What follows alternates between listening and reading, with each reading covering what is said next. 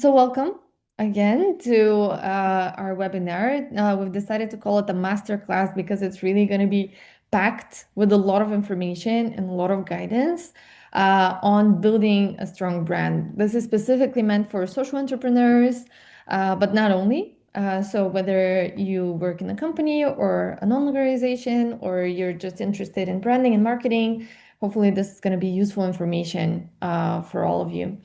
One reminder, this event is free of charge, but we would really appreciate your donations to our foundation. If you're in the position to donate, please donate in order to support our activities. You have a QR code here that you can scan with your phone, but Elena is also going to paste the link in the chat so that you can use this. We're giving out this information for free because we want to provide it to anyone who wants to learn more. But of course, if you would like to, give your thanks for the content that we have prepared, it would be great if you can do this through a donation.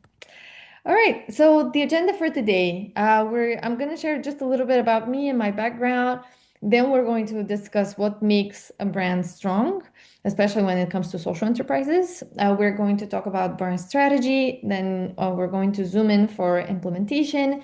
Then we're going to talk about your personal brand, especially relevant for founders, but not only, also for anyone who works at a social enterprise and is keen to develop their own personal brand. And then we're going to move on to the Q&A session. Hopefully we're going to have time for it just because we have a lot of content to go through. So very quickly about me, I'm Eva. I'm the founder of Humans in the Loop. I created the organization right after graduating from college, 2017. I started without any knowledge about like how to run a company, how to build a brand, how to run marketing. But it has been a really, very insightful journey for me, and I've learned a lot. Essentially, I created the company in order to provide jobs to refugees and migrants that were coming into my home country, Bulgaria. And the challenge there was that people were coming in, but there was no support for them. There was a lot of also resentment from the local population towards migrants and refugees that was being created by the media and the political class. So essentially, there was really not a lot of support, and people were coming in without any access to jobs, training, livelihoods. So in this situation, Humans in the Loop appeared as like a small way to create jobs and trainings for refugees, specifically related to new technologies, to AI, and so on. So this is kind of our founding story, and it has been a great journey so far since the company was established. And now I have stepped down due to my maternity leave, and I have left the company in the responsible hands of our team, who are doing a great job. And I'm very, very thankful to our CEO, Tess, and the whole team for, keeping the organization going and growing it more and preserving, the brand that we have established. So we're going to talk about the brand and also the role of the founder, but this type of continuity that we're seeing right now in Humans in the Loop, even after I have left, is something that's really important and quite essential for any company. So moving on, let's talk about what makes a strong brand. The first thing that it needs to be is recognizable, right? So I see the logo, I see the colors, I see the particular product, or I smell, the product, and I immediately recognize that this is X brand, right? So it needs to be recognizable. Second, it needs to be top of mind, right? So I think, okay, I need data annotation services. What companies there out there, right? So I need to think of Humans in the Loop. So there needs to be a close association between the need or the want of the customer and the brand so that they choose, or they remember. And finally, it needs to be appealing, right? That doesn't need to mean that it has to be like pretty and so on, just because different things appeal to different audiences, right? So you need to know your audience, and you know that, okay, my audience, for example, likes very polished and professional things, or my audience is like very outdoorsy and informal and fun, and they like very like hippie stuff, right? Or my audience is like rugged and they like I don't know, like Harvey Davidson. Здрасти, Ива. Yeah, sorry. Здрасти. Здрасти. Аз съм Um, Чува. If you if you have anything that you'd like to share, please, say hi on the chat. And then yeah, I'm happy to respond later. Sorry, I'm just like so focused on the presentation that, and I'm not seeing everyone, by the way, on the from the attendees. So that's why I was a little bit confused. Okay, so moving on. The brand needs to be appealing to your particular audience, right? And you need to be very intentional in defining and executing your own brand, right? Because otherwise it takes a life of its own and you may not like it. So what do I mean here? The way that customers perceive your brand, they are going to perceive it in some way, right? What characterizes your brand? Are you very formal? Are you very professional? Or are you maybe like more informal? Are you more relaxed and so on? This is something that in any case, you're transmitting this through your communication, through your website, through your messaging, through everything that, all of the touch points that your customer has with your brand. They are perceiving some style, some sort of like brand. So you need to be intentional in how you define your brand and how you execute it, because otherwise if you're not thinking about all of these ways in which customers are perceiving you, maybe they're going to be contradictory. Maybe you're not going to like how exactly, your brand is being perceived by customers, and it might hurt your reputation, right? And overall, how customers perceive you. So you need to be very intentional in designing these and implementing these. Okay, so moving on, we have some case studies. The first one is humans in the loop. I want to highlight here that we're very intentional in terms of like our logo, the colors that we use, the fonts, and so on. Of course, this is like very basic.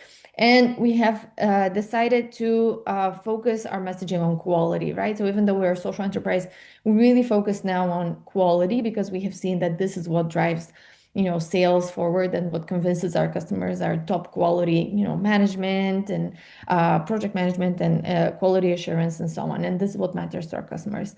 We have also focused a lot on PR, right? So speaking engagements, media, press articles, videos about us, right?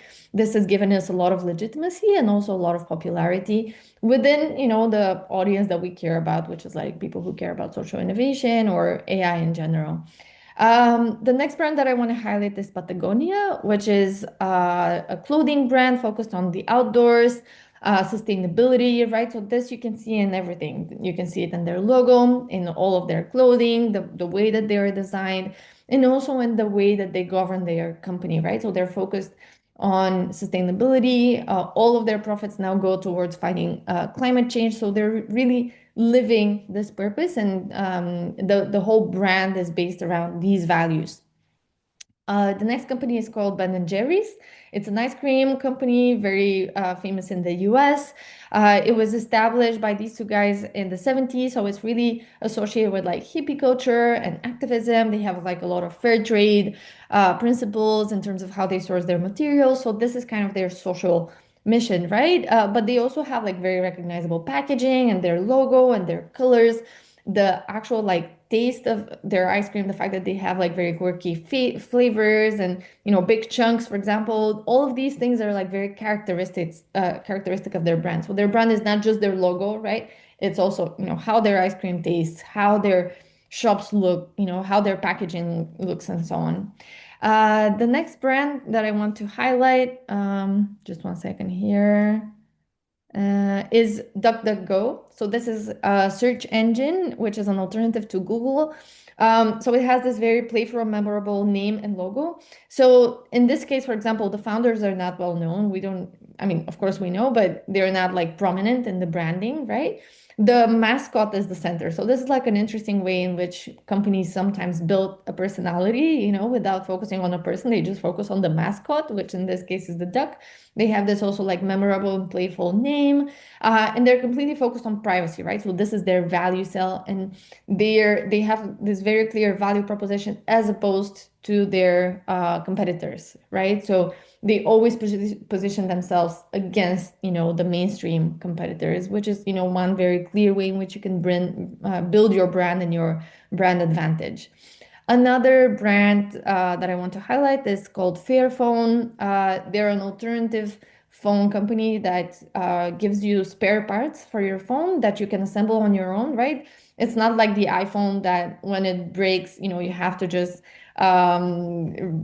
get rid of the whole phone and buy a new one. They're more focused on like sustainability, reducing electronic waste, and having a social impact. And then, they have this unique process where they have their own spare parts, they have videos with walkthroughs and so on. So their entire brand is focused on, this new way of doing things that is also like very, maybe like anti-capitalist or post-capitalist, where, Black Friday is coming up and they say, this Black Friday, get something that is going to save you tons of money and you're not going to have to purchase anything in the next 10 years, a new phone in the next 10 years, just because of how sustainable we are.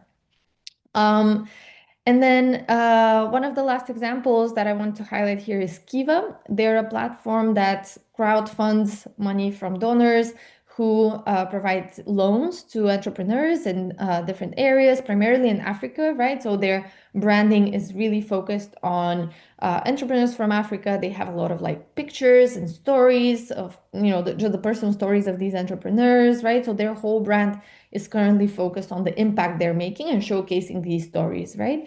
Through their loans. However, in the beginning, when they started, they had a very strong focus on the founder, her story. She would go out and do TED Talks, and there would be a lot of media coverage. They had a lot of celebrity endorsements as well.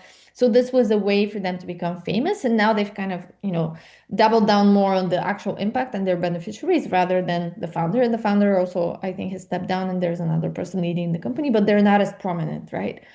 And then lastly, we have Chobani, which is a Greek yogurt brand, very popular again in the US.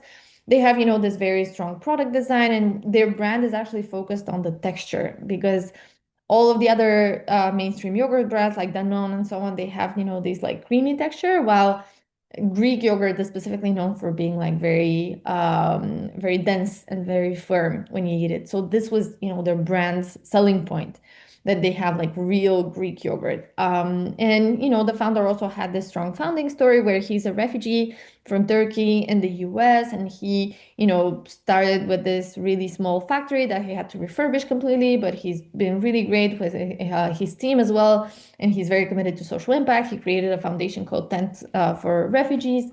So, anyways, he also is kind of, an important face for this brand, and personifies its social impact. So these are just some examples of different brands and how, they're building their advantage, they're transmitting their value add, and they are using, different techniques in order to become memorable and to, raise awareness about their own products. So moving on, let's look into brand strategy and how to actually design what we want of our brand. The first thing here is the mission, vision, and values, the founding story as well, which you could focus on or maybe not, depending on whether you think it could be very strong. The social impact and ethics, tone and personality. One second. Target audiences, unique value proposition, competitive positioning against competitors. So you may focus a lot on this if it's very strong or not. And also your pricing strategy, which is always important, whether you like it or not. It still defines, how people perceive your brand. So, mission, vision, and values. This is like one of the most essential things that you need to clarify for any organization, right? So, why does your company exist? What change do you wish to make in the world? What are your guiding principles to achieve this? So, here's an example for IKEA. Their vision is to create a better everyday life for the many people. And then the mission is a little bit more detailed. So to offer a wide range of well-designed, functional home furnishing products at prices so low that as many people as possible will be able to afford them, right? So they have, for example, affordability as part of their mission. They have sustainability, right? So caring for people and planet. They have, this element of cost consciousness as part of their values, togetherness, right? So all of these values, these are what they determine everything from like how they design their products, their spaces, all of their branding, all of these, end products are determined by these mission, vision, and values, right? Next one is the founding story. So, you as a founder, what is your personal journey? What inspired you to start the company? So, for example, when I introduced myself, I introduced a little bit of that founding story and why I decided to create Humans in the Loop, and what challenges and milestones have you been through that maybe are inspiring for the customer. Um, so here, just for like Airbnb, born in 2007, when two hosts welcomed three guests, right? So, from like a small example, they're building this enormous company with like millions of hosts and millions of stays, which is quite powerful as an example, right? Maybe your founding story is not very strong. That's fine. It's just one way in which you can build your brand if you think that, it's something that customers are going to identify with. Then we have social impact and ethics, right? So because this webinar is specifically focused on social enterprise, we have this very important focus on your impact, right? So what impact do you aim to have on society and the planet? How are you incorporating ethics across your company? How do you measure and present your impact through stories, right? And numbers. So here's, for example, Natakallam, which is a social enterprise that provides language tutoring by refugees. They have these really, impressive numbers that they have gathered, but they also have a lot of like pictures that present the personal stories and the activities of the organization. So it's really an effective way in which they're transmitting their impact, right? Next up is tone and personality. So if your company were a person, what would they be like? How does your company build emotional connection with its audience? How does your company speak, write, look, feel, and sound? Right? So it could be a lot of different things. There's no one right thing. It really depends on your audience and what they find appealing. But for example, you can be sincere, right? You're honest, down to earth, cheerful. So Patagonia is one of these examples, like just very outdoorsy and so on. It could be something exciting, right? So daring, up to date, like everything that Red Bull does in terms of how they sponsor like sports events and so on. You can be competent, right? So reliable, intelligent, successful. So this is like your Microsoft, your Volvo, or other types of like brands that are very stable and transmit this stability. You could be sophisticated, right? So especially for like fashion, beauty products, and so on, Chanel. This is like a very effective way to frame this, but not only, any type of brand that is looking at the higher end customers could focus on this type of personality, or you could be rugged, right? So outdoorsy, tough, and so on. And all of these are valid, and there could be a lot more. But you need to define how do you speak to your customers and to be like very intentional. And not only how do you speak and write, how do you look, how do you feel, how do you sound, how do you taste to customers, depending on your product and your services. Then you need to define your target audiences, right? So who are your customers and clients? Who are your users, if different? So maybe one person purchases, the parent purchases, but then the child uses the toy, right? So in this case, the customers and the users are different. And who are your beneficiaries? So in our case, in Humans in the Loop, we have our clients, but we also have our workers who are the beneficiaries of our impact, right? So all of these are our audiences. And then in addition, you have your followers, your supporters, your peers, your funders and investors. So all of these are people that are going to be following your brand. They're going to be following what you publish and so on. So it's not the target market necessarily, because this is like too broad, but your target audience. And then you can go in even deeper by designing the target personas of like the actual people that you want to target and their needs and their wants and so on. But you need to be clear on all of these different target audiences and the different messagings that you have for them. And then, yeah, once you have the audience, you design your unique value proposition. So it's based on three things. What jobs does your customer need to accomplish, right? So for example, my customer job is I'm a data scientist and I need to get my data set annotated, right? So I need to source someone to do it and I need to get it labeled. I need to do like quality assurance and then I need to whatever, right?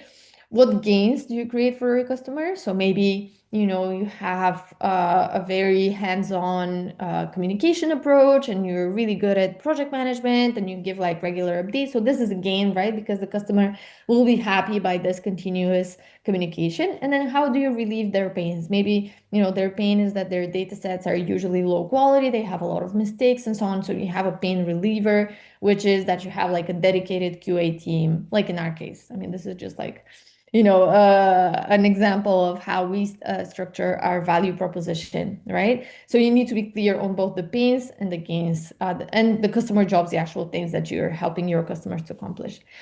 And then you also need to think about your competitive positioning, right? So how are you different from your competitors? What are your strengths and weaknesses, and what are theirs? And where are the gaps, right? So this is just like a sample matrix between like luxury, value, innovative versus traditional. And then where are the competitor brands? Where are you currently, or where do you want to be as well? So you can be like very sincere and honest in this assessment. It's not supposed to be something that you show on to investors or like on your pitch deck. This is like your own honest assessment on where you are currently in the market, where do you want to be, and how do you want to position yourself with regards to competitors. Maybe this is not a big part of your branding, but maybe it is, right? So for DuckDuckGo or for Fairphone, this is something that, they're very opposed to traditional brands and to mainstream brands, and this is what makes them special, right? But for Kiva, for example, they're not, I mean, focused on their competitors. And finally, pricing strategy. So pricing always needs to be reviewed in terms of also perceived value, right? So here below, you can see the relative perceived price and the perceived value. So you need to be focused on your perceived value. It needs to be high so that you can also justify a high price. Because also if your perceived value is high, but you're actually charging a very low price, this means that you're underpricing, and this actually lowers your reputation. So this is not good either, right? So you need to focus on having a perceived value that is very high, and then also, having an appropriate price for it. If you don't demonstrate, a high value, then of course you appear overpriced. So how much perceived value do you bring to your clients? How does your pricing relate to your perceived value? And also, are your customers ready to pay premium for impact? So maybe your value is like, okay, it's good, but then clients are ready to pay a little bit more just because you're so impactful, right? And because they really resonate with your mission and your activities and so on, and they like you, so you're appealing to them, right? So all of this needs to come together, and this is your branding strategy. Okay.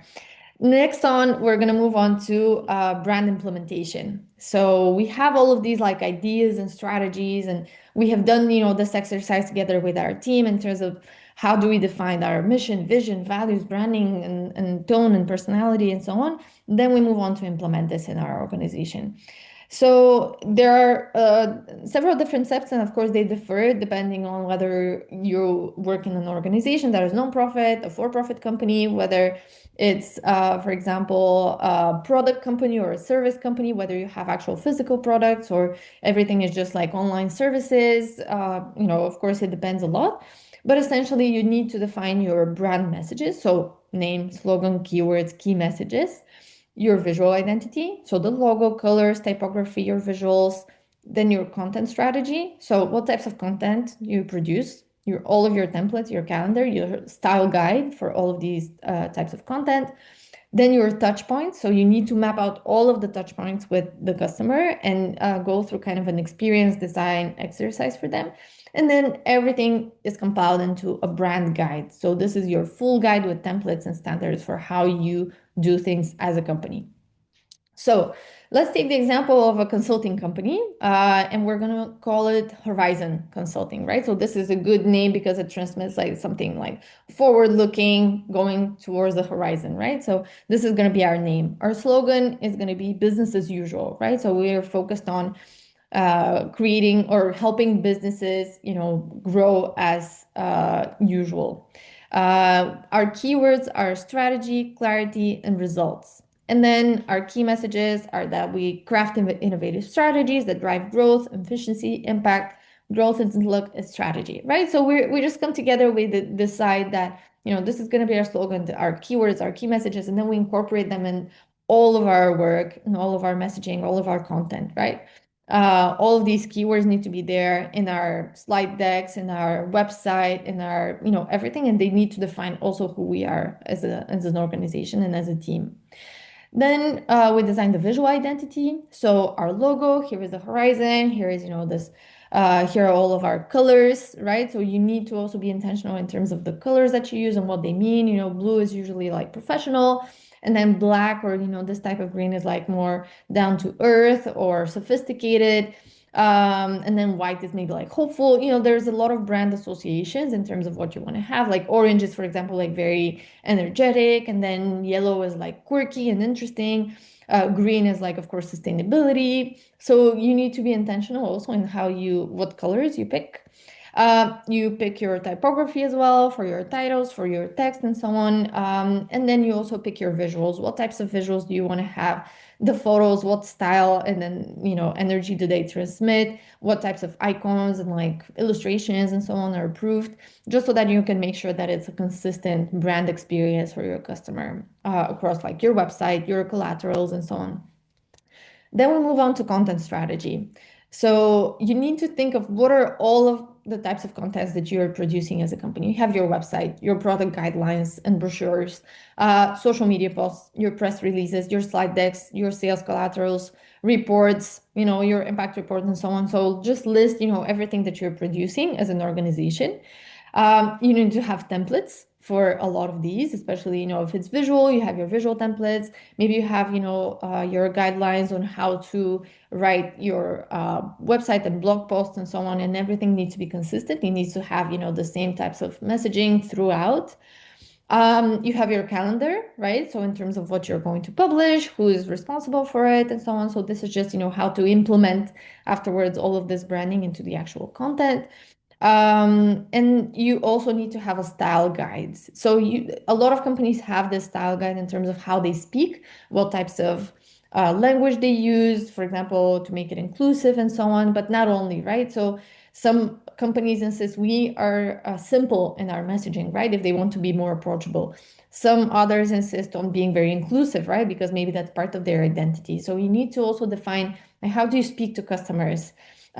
This is in your website content, in your social media activities. So this is not just your post, but also do you respond to your followers in comments? How do you engage with them? How do you message them? So for example, Duolingo is very famous for being like very playful and responding to their followers with like quirky messages and responses, and very kind of like thoughtful ones. Also your slide deck usage. Whenever a company employee takes your slide deck, how should they design and use it? Your public appearances as well. If you're focused on PR and marketing, everyone that goes out on a stage to represent the organization, they need to be nailing down on the same messages and to represent the same brand, right? So for example, for this consulting company, they go out on stage and they talk about growth, they talk about strategy, they talk about results, clarity, right? So all of these like key messages, keywords, they're consistently iterated in order to present a consistent brand. Your sales calls and scripts, right? So if you're doing sales calls with people, again, same type of content, same type of messages, same type of attitude, right? So if you're really professional, well, also your calls need to be like super professional, and you need to transmit this type of like attitude as well through all of your salespeople. Customer support, same thing, or maybe if you're like very friendly and very informal, this can also be part of your customer support scripts, your email communication as well. How do you even communicate internally? Just because in a lot of cases, company culture can be reflective of the brand, but also can be opposed to it. So maybe the company transmits this, very friendly image outside, but then internally it's like very toxic, and everyone is just like monitoring each other's work and reporting on each other. And, this is not on brand, right? So you need to also think about your employee experience and your employer branding as an organization, and to be consistent in terms of the lifestyle that you want to promote and the communication standards that you want to promote. Okay, so moving on, you have your touch points as well with your customers, and these are very varied, right? So some of them are under your control, some aren't. So for example, before purchasing, customers learn about you through your marketing, ads, social media, email, PR, right? Word of mouth. So this you cannot control. Maybe someone tells me about like humans in the loop and their great services, or maybe they say, oh, they're okay, but they have, the social mission. So you can work with them, right? So you really cannot control this, but this is very key. During the purchase stage, you have the salesperson. How do they represent the company? The packaging, the invoice, how it looks, e-commerce, the catalog, events, how do they feel and so on. So all of this is also part of the customer experience. And then post-purchase as well, you have your customer service, your billing, your loyalty programs, and so on. So if you, for example, you build a brand that is supposedly honest and transparent and so on, but then you actually end up billing the customer for a ton of like hidden costs. This is not on brand, right? And it ruins your brand reputation. So you create this whole map of the touch points, and then you make sure that the experience is consistent across them, right? So you do this kind of like exercise for experience design. If, for example, if you have physical products, you're focused on, building a consistent experience visually through your texture. Maybe if you have packaging, what is the unboxing experience, right? What is the smell or the taste or the texture of your products? Is it aligned with, what you want to transmit? If you have physical stores, right, the person enters, what is the smell, what is the temperature, what is the music, are they greeted by the customer support person, right, by the salesperson? So all of these small details, they are what makes a strong brand. And the fact that, companies can build something, an experience that is consistent across all of these touch points, it's really, powerful and important. And of course, if you work in a small organization, you don't have the bandwidth to design all of these small items with intention. But I would say it's really, key in order to build a strong brand. So finally, you take all of this and you compile your brand guide. So it can be very simple. It could just be like, this is our logo, this is how it looks, this is how our website should look, these are our like visuals, this is like our standard business cards and so on, right? So this is an example of a brand guideline that says, okay, this is our logo, these are, our little like icons and mascots and so on. This is how we usually edit our images so that they're on brand. These are the colors that we use. So very frequently brand guidelines are focused just on like the branding and, just colors and fonts and so on. But you can go beyond that, right? So you can say, okay, this is what our stationery looks like. This is what our Instagram page looks like and feels, and, the types of posts that we have. This is, the types of products that we have and the design of each one. So here, for example, is just like a small part of the brand guide, for example, for a big bank. So they have like everything. They have what are the approved icons, the approved buttons, the approved banners for the website. They have what does the banner, in the bank look like, the poster, the invoice, the, pay slip, whatever. Like everything needs to be on brand. The bigger the organization, the more standardization usually. So, if you're a small company, you don't have to absolutely, design everything like that and set it into your brand guide. But the bigger organization, usually the more necessary it becomes to be more and more intentional about all of this. Okay, so now we're going to move on to your personal brand, and then we're going to open up the floor for questions and answers. So why build your personal brand? Whether you're a founder or whether you're just an employee, it's still important for you as a worker, as a job seeker, and so on. So the first benefit is that you become much more recognizable. You're more likely to be top of mind, which helps your brand to succeed and you personally to succeed. You and clients, partners, funders, it's much more authentic and cheaper than paid PR if done right. And then finally, you exemplify and you personify the brand's values and you help your audience to develop an emotional connection with your brand if done right again. So you need to select the best format, and this is usually based on your personal strengths and preferences. Maybe you are very strong in like writing short form posts and comments on LinkedIn and X, maybe like thoughtful analysis of current news, or small tips for people when they really like this, and you can bring a lot of value.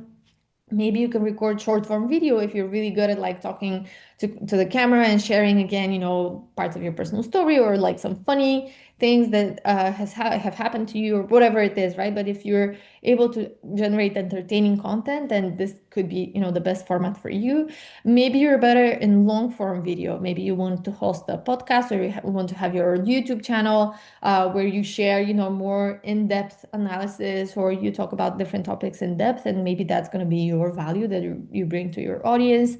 Maybe it's long form posts if you're good at writing and creating, having a blog or a newsletter or a Substack or something like that. You can also have a lot of followers there. Maybe you're better at like speaking events, webinars. You can participate either as a speaker, or you can even organize and host your own event and be kind of like a speaker there, if you think that this is going to also appeal to your audience. Or maybe, it's the press, right? So writing guest articles, or seeking connections with journalists so that you can appear in the news if you're doing something that maybe is like very trendy or relevant, based on, the overall external environment. So in the beginning, for example, Humans in Loop was very like PR worthy, just because the refugee crisis was happening around us and the news were talking about this. So they were looking for like interesting angles for that. So one case study I'm going to share with my personal, strategy for building my personal brand. I have been very focused on recognition and like achievements and credentials, because this is what gave us a lot of legitimacy to me as the founder and also to the organization. So we were, very focused on like applying for awards and winning a lot of prizes for like innovation, for social enterprise, for impact, for women innovators, right? So this is what has given us a lot of leverage. But also on the personal level, I usually post about things that I care about, like social issues and so on. And this is, something that also I'm passionate about, and this is what I'm just authentically interested in. Um, One other person that I want to highlight is Leila Jana. She's so all of the people here are kind of from the data annotation space.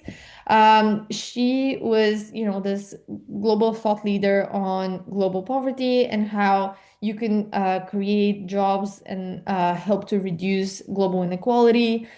She actually died some years ago, but she's still, one of the main faces of the impact sourcing industry. So she used to be very strong in like in-person events and like private fundraising dinners where she would raise a lot of money for her company Samasaurus, and giving a TED talk or speaking engagements. She wrote a book about giving work, right? She had a lot of interviews and press features. So this was, her personal way of building her own brand and also her company brand. We have, for example, Mark Sears, who's a founder of another company in our field. So he, for example, was like low key. He didn't put himself forward as much, He had more limited visibility. Maybe, he wrote some thought leadership pieces in major publications, but recently, for example, he started working on something new and he started posting short form videos, which, could be interesting for his followers to watch, but it's we need to see whether, this is the right fit for his personality and also for his audience. Another case study is Alberto Rizzoli. So he usually posts a lot of, for example, LinkedIn publications related to his product updates and the team, right? So this is the experience in our company. This is like the fun team gathering that we had and team building. This is like this new feature that we've been working on for a long time. And this is like, how we designed it. Or he comments on current events and entrepreneurship, right? So these are like just some insider views on different companies. So this is what has positioned himself really as a thought leader in the field, right? And in the startup field. Another example from our industry is Alexander Wang, who really, focused a lot at one point. Like he used to be very low key, and then at one point he did a major PR push in terms of like appearing on magazine covers, like the Forbes.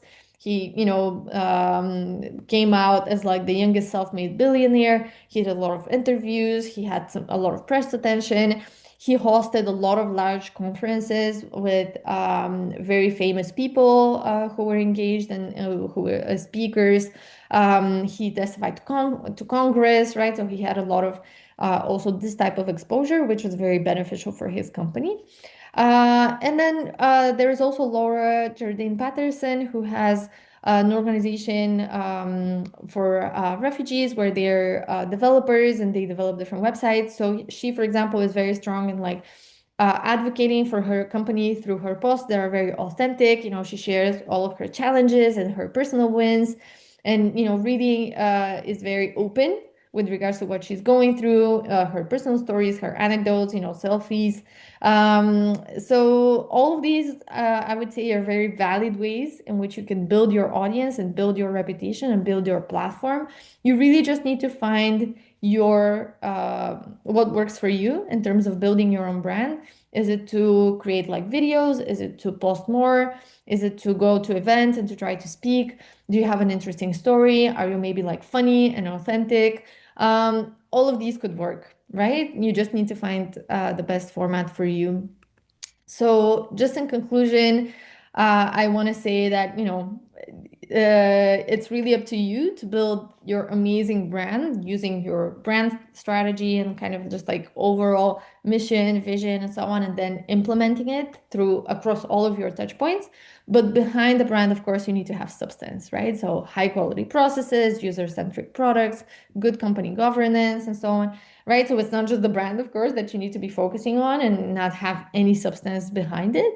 But of course, the brand is what brings it all together and what, of course, also unites the whole team around a single purpose, around a single narrative, around a single goal, and what really helps you to transmit all of that to your customers and your clients and your surrounding community. So now I'm gonna open up the floor for questions, and I'm going to remind you, if you found this event useful and the slides and resources shared useful, please consider donating to our foundation. I'm going to leave the QR code here in case anyone wants to donate. And now I'm going to go through the chat. I saw that there was one question asked.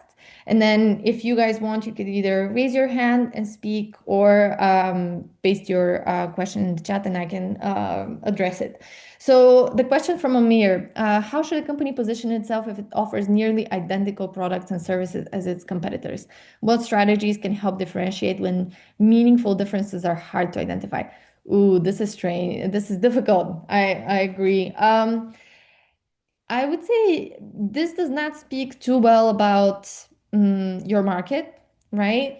Because it seems to be very saturated. If there's a lot of competitors, you all offer the same thing, and you don't have any meaningful differences, this is difficult. Maybe try to focus on a specific market that is close to you. So maybe just start with your own country, right? Depending on where you're based. We're based in Bulgaria, right? So we decided at one point, let's just focus on Bulgarian companies. We're closer to them, right? We speak the same language. We understand, the same ecosystem. And to the Bulgarian client, we can say, yes, we're Bulgarian. We're closer to you. We're easier to communicate with than companies that are outside of the country. So maybe this is one approach that you can use just by focusing on like the local market first. Then afterwards, when you start growing, of course, you can scale, but this is one way to just differentiate yourself in the eyes of your competitors. Like maybe you deliver absolutely the same services like everyone else, but you're close and they're far. The other option is to try to find your niche, right? So if you offer nearly identical products and services, maybe just choose one and say, okay, everyone else does this, but we're the only ones that focus. So, for example, data annotation was this for us in the beginning because everyone else used to do data entry, right? So they also did data annotation, but it was just one of their services. And we, for example, decided, okay, we're just going to do data annotation. We're not going to do transcription. We're not going to do any types of data entry. And this is also one way to say, okay, yes, the other people also do this, but we're the only ones that focus just on data annotation. So this is another way in which you can build your competitive advantage by being the strongest in just one service. Okay, so let me see. I have another question here. What is the first brand building action you would take if you were starting Humans in Loop again with zero budget and no visibility?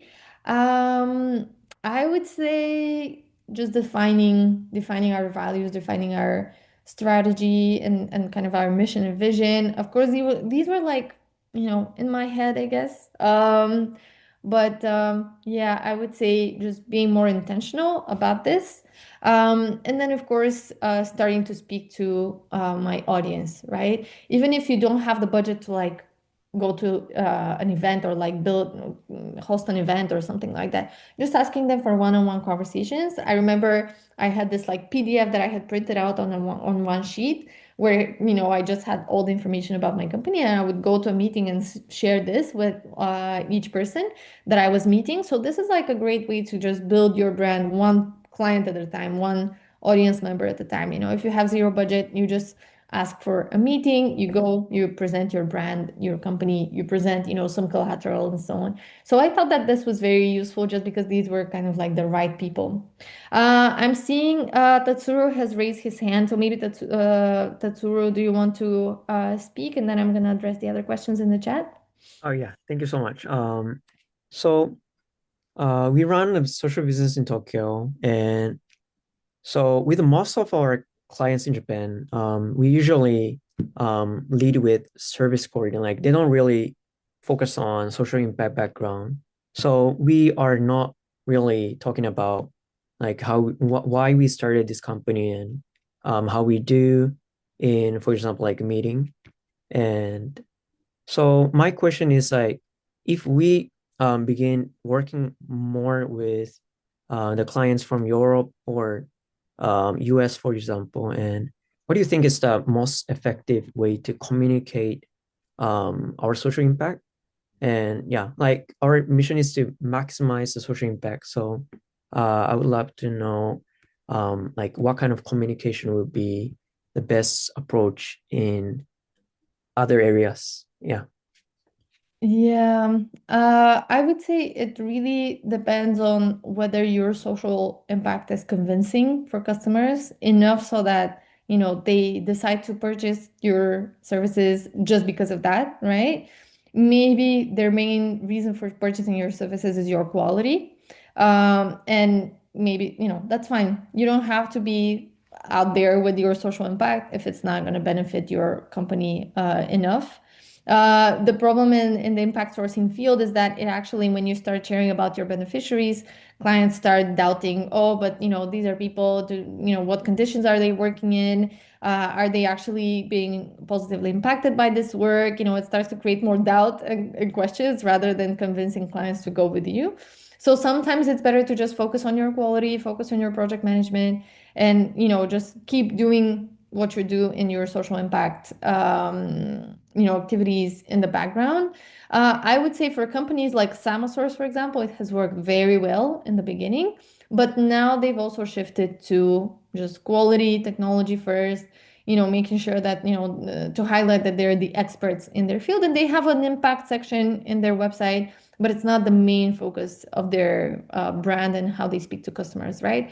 So it really depends on whether your customers are inspired by your impact, or maybe maybe it can be the cherry on top for them, but it's not the main reason why they decide to go with you. So of course, it really depends on your audience and what they value and they appreciate, but I assume that it may not be the social impact necessarily.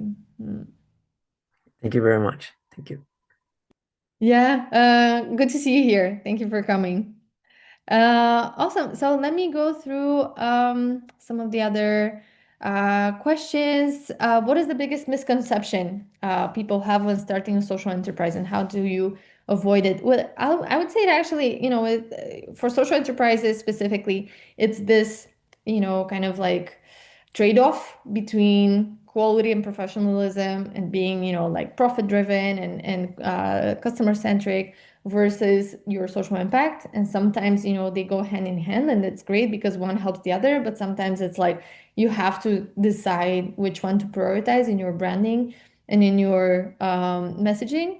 I would say the biggest misconception is definitely that maybe, being a social enterprise lowers your quality because you're focusing, in our case, for example, we focus on people who have not had easy access to the labor market. So the assumption there is like that their work is not high quality. So you have to compensate this with an emphasis on our quality assurance mechanisms and all of our, great testimonials from clients and so on, just in order to provide a counterweight to these doubts that customers might have. Great. One question from Olga. If there is the most crucial point that differentiates marketing and branding for a physical product versus a digital product, what is it?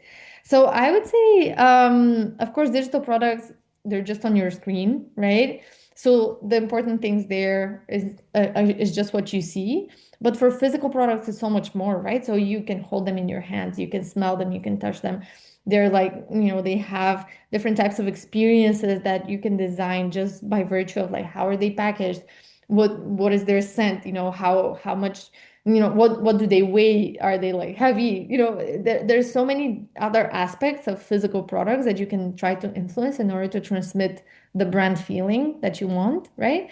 So this is actually very interesting for product design, and trying to design the customer experience for using your product. But I would say, for virtual and digital products, it's not simple either, right? You have to make sure that it's intuitive. You have to take care of the user experience and the user interface to make sure that it's flowing in the right way, that it has all the right information. Especially when it comes to virtual products, people have a very short attention span. So they go to your website, they spend 3 seconds, and then they quit if they don't see what they're looking for, right? So there you also have to take a lot of care about the attention span of people, which is not an issue usually with physical products. So yeah, thank you so much for the question. Also, I see now that Vasilina has answered Amir's question. I'm gonna just read her response as well. So each company always has, some kind of a competitive advantage. You can prepare a SWOT analysis, ask your customers what competitive advantage you're providing to them, right? People who are already working in the company are one differentiator, right? So your team is a differentiator. So I think these are all, really great responses.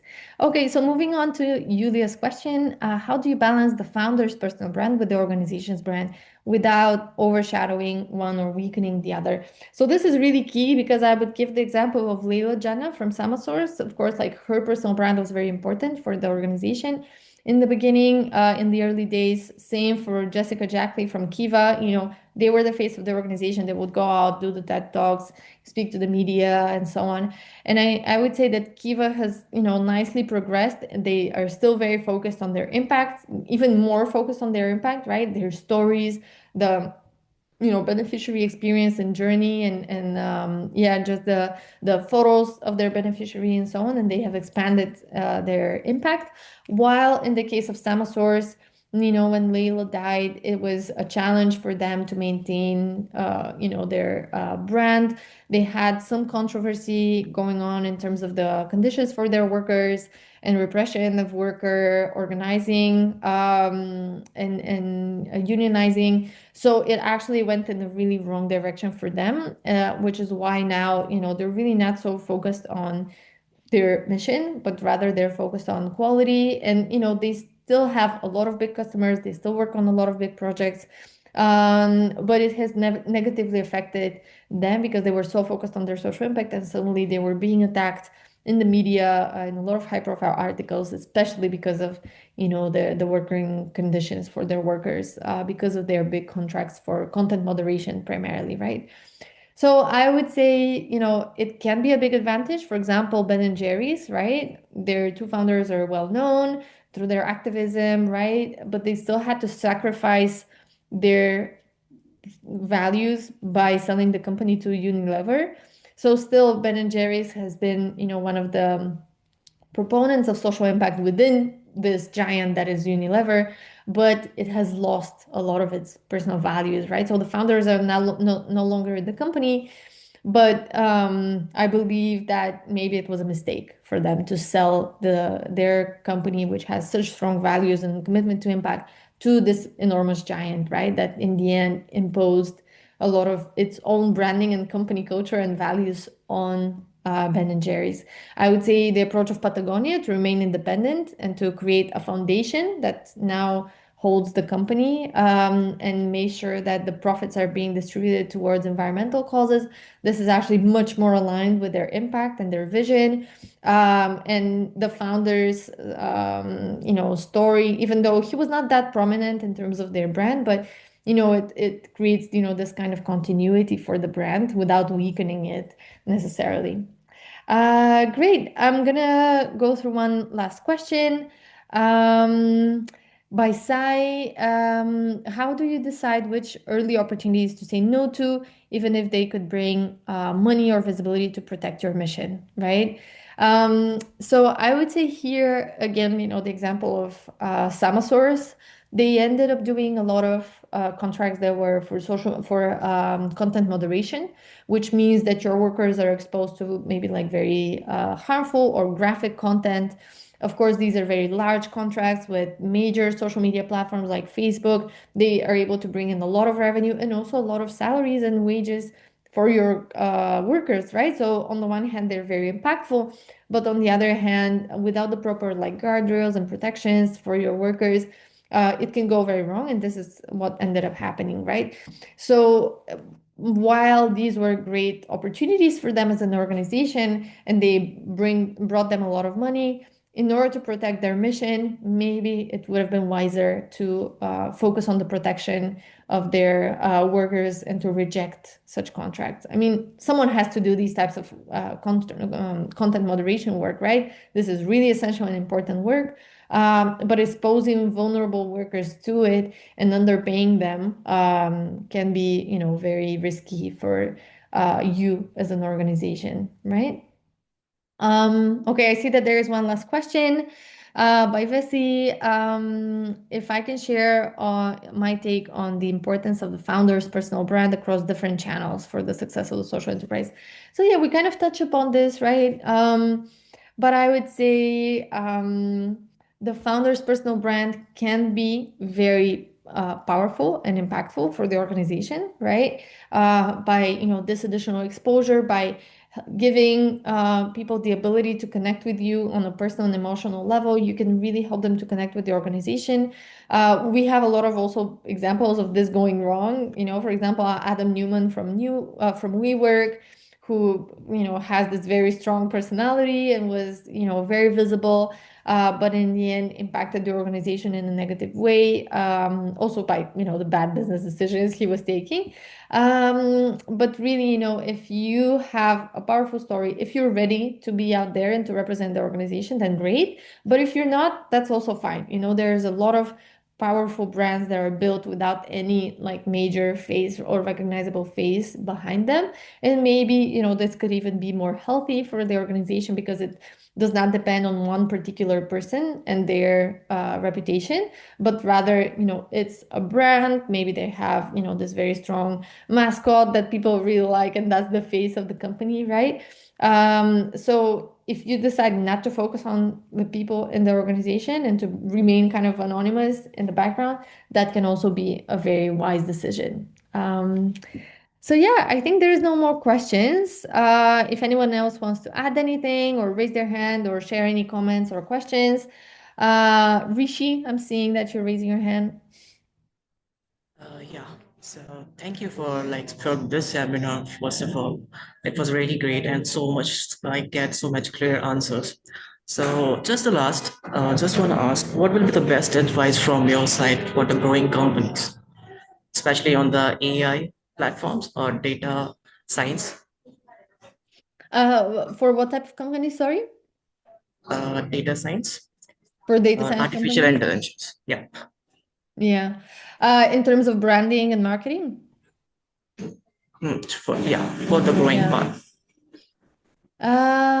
I would say, I mean, whether it's a data science company or another type of company, it's always the same, focusing on your audience and what they find appealing, what they value, what their pains are and their gains, right? So this exercise with like the customer jobs, pains and gains, this will bring your value proposition to them, right? Depending on your chosen market, your chosen audience, the personas that you're looking into. So it really is going to depend on your customers. Do they value professionalism, very high quality, right? So that's one. You can be like a sophisticated brand that has like a very high quality in your execution in your products and so on? Do they value innovation and like being daring and innovative and having a lot of amazing new ideas and being, you know, kind of ahead of the market? Maybe that's something that they want to see in your brand, which could give you, you know, another type of voice and personality for your brand.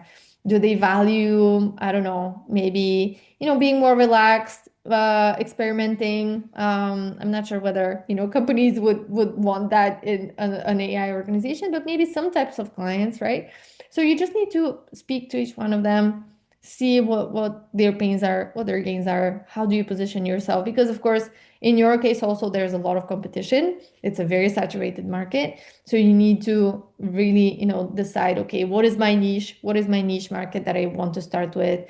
Is it my local market? Is it a particular industry? Maybe I do like data and AI just for e-commerce or just for healthcare, right? And this is my like niche, and I'm gonna really, you know, double down on a particular niche that I'm very strong in, right? So this could be a great way to differentiate yourself and to build a competitive advantage in front of everyone else who's just a generalist and does everything. Yeah. Great. Awesome. Thank you, Rishi, for the question. Well, I think we're out of time, so I'm gonna close the event now. Thank you again, everyone, so much for being here, for your questions, for your thoughtful comments. Don't forget to donate if you found this useful, and I really hope to see you soon at one of our next webinars.